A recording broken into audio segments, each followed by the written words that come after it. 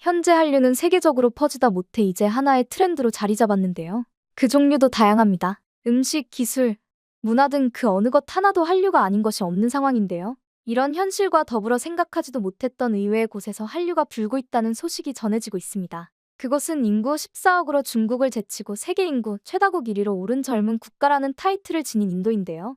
인도는 현재 편견을 깨겠다는 듯이 한국과 더불어 IT 강국으로 발전했으며 인공위성을 쏠 수 있는 능력까지 키운 우주 강국으로 성장했습니다. 그리고 이런 자신들의 상황을 증명이라도 하듯 매년 7% 수준의 경제 성장률을 보이며 다른 나라들을 무섭게 추격 중인데요. 하지만 이런 눈부신 성장에도 불구하고 현재까지도 해결되지 않은 것들이 있습니다. 21세기에 들어섰음에도 여전히 낙후된 관습과 부족한 인프라들로 인하여 많은 문제를 겪고 있는 것인데요.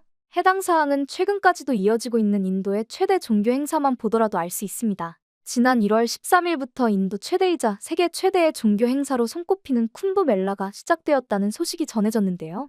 힌두 종교 행사인 쿰브 멜라는 약 한 달 반 동안 진행되는 축제로 인도에서 신성시 여겨지는 강에서 목욕을 하는 것으로 죄를 씻고 구원을 얻는 중요한 종교의식입니다. 힌두교 신자들은 이 축제 기간 동안 신성한 강물에서 목욕을 하면 모든 죄가 씻기고 해탈에 이를 수 있다고 믿고 있는데요. 그래서인지 인도의 모든 힌두교 신자들은 이 행사에 참여하는 것을 자신의 꿈으로 생각합니다. 그래서인지 신성한 강가로 많은 인파들이 몰리는데요. 이번 행사에 참여한 것으로 추산되는 인원만 하더라도 무려 4억 5천만 명에 달한다고 합니다. 전 세계 인구의 5%에 달하는 엄청난 인구가 단 하나의 강에서 몸을 씻는다는 것이죠. 그런데 이 행사가 진행되는 강물의 수질을 보면 경악을 금치 못할 수밖에 없는데요. 인도에서 가장 신성한 강으로 여겨지는 겐지스 강은 전 세계적으로는 가장 오염된 강 중 하나로 알려져 있습니다. 심각한 수질 오염 문제는 인도를 넘어 전 세계 해양 오염의 주요 원인지로도 지적받고 있을 정도인데요. 그도 그럴 것이 해당 강이 삶과 죽음이 공존하는 강이라는 말처럼 누군가는 빨래를 하기도 하고 화장 후 유해를 뿌리는 등 모든 생활과 관련된 것들이 섞여 있기 때문입니다. 이 강에서 어떤 것을 하든 간에 인도인들은 겐지스 강을 신성시 여기며 기꺼이 몸을 담그는데요. 덕분에 쿰브 멜라 축제가 시작되면 단 나흘 만에 강물의 오염 수치는 2배 가까이 증가한다고 알려져 있습니다. 세계보건기구에서는 쿰브 멜라로 인해 인구 밀도가 증가할 경우 환경오염 물질 노출 증가로 인한 전염병 전파 등 부작용 유발 가능성이 높아진다며 행사 규모와 중요성을 고려할 때 적절한 예방 조치가 필요하다고 경고했는데요. 사실 인도 정부 역시 이러한 문제의 심각성을 알고 있었기에 이전부터 끊임없이 환경 대책들을 발표하고 실행해왔었지만 문제를 해결할 수 없었습니다. 전문가들은 인도의 환경오염은 부족한 시설과 더불어 환경과 관련된 국민들의 잘못된 인식을 원인으로 보고 있습니다. 쓰레기 매립지를 만들어도 강물에 쓰레기를 그냥 흘려보내고 화장실을 만들어도 밖에서 볼일을 보는 등 시민들에게 환경을 지켜야 한다는 인식이 없기 때문에 정부에서 아무리 새로운 매립지를 만들고 한 곳에 버리라고 권고해도 소용이 없다는 것이죠. 결국 국가 수건 사업이라고 볼 수 있는 심각한 환경 및 위생 문제를 해결하고자 인도의 대표 방송이 나섰는데요. 인도의 산사드 TV는 제대로 된 선진국들은 쓰레기 문제를 어떻게 해결하는지를 보여주기 위한 다큐멘터리를 만들었고 그중 첫 번째로 방문할 나라로 다름 아닌 한국을 선택했습니다. 여러 선진국 중 유럽도 미국도 아닌 한국을 선택한 이유는 한국이 과거 인도와 같은 개발도상국이었지만 쓰레기 문제를 훌륭하게 해결했기 때문이었다고 하는데요. 그리고 한국을 방문한 인도 제작진들은 한국의 쓰레기 처리 문화에 큰 충격을 받았다고 합니다. Learn from the experience of other countries like South Korea, which has successfully implemented an efficient system of waste management, which has led to the waste being sorted into organic matter that can be composted, recyclables like plastic and paper and other materials that can only be dumped at the level of disposable by the citizens. South Korea, which once recycled 2% of its food waste, now recycles a whopping 95%. This is just a waste, paper, bottle, can, plastic bottle, and some plastic bag. And then the yellow one is specifically for food.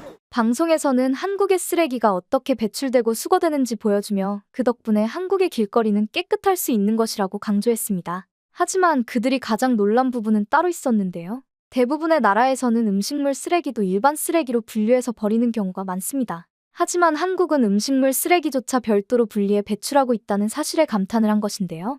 여기서 그들의 놀라움은 끝나지 않았습니다. South Korea has a highly organized waste management system known as Jongyangye.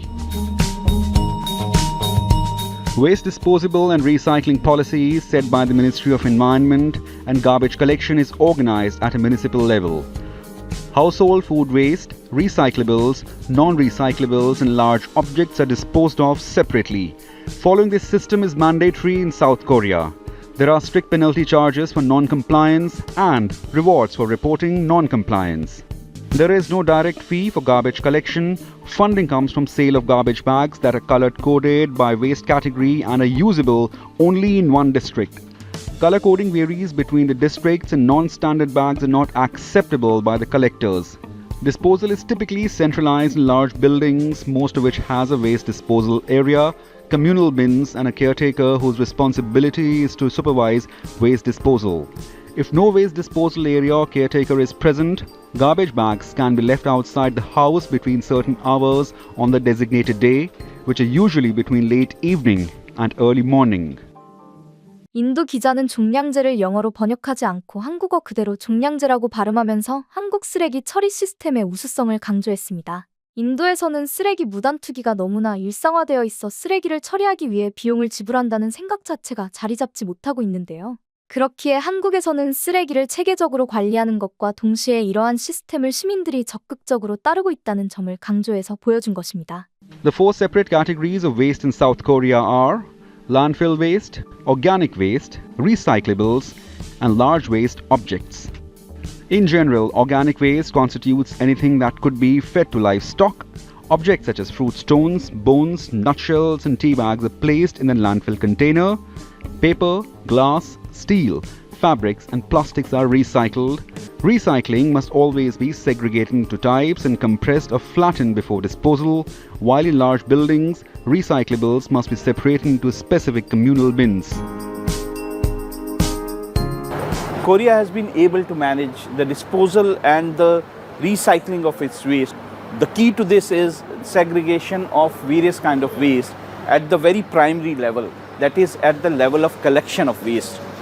Large waste objects such as bicycles and televisions will be collected if left in general collection area with the correct large object disposal sticker attached to them.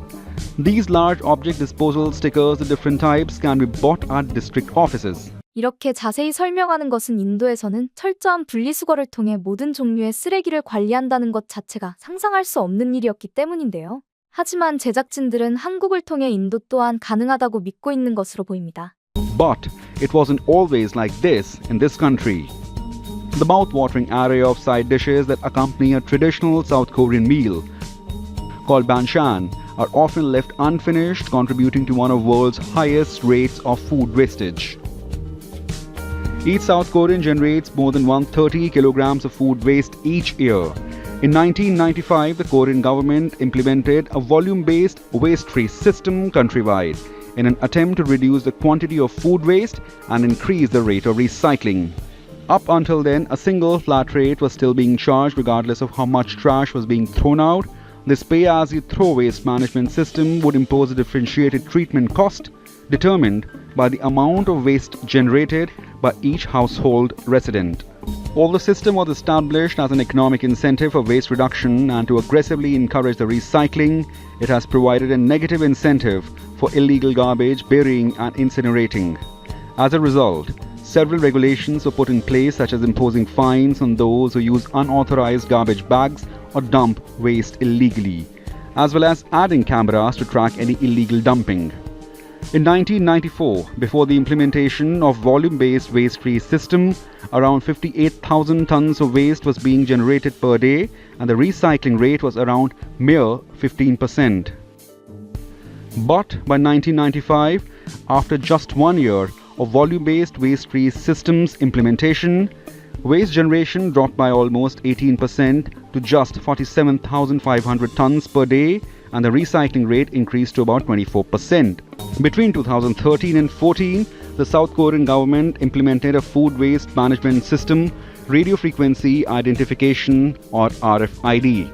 The system requires residents to go out to recycle zone that house numerous high-tech food waste bins and scan their personal RFID cards before they could dispose of their waste. The weight of the disposed waste is automatically calculated and recorded under user's account to be eventually billed accordingly at the end of each month. The collected food waste is also no longer sent to landfill, but instead processed into animal feed, compost, or used to generate electricity.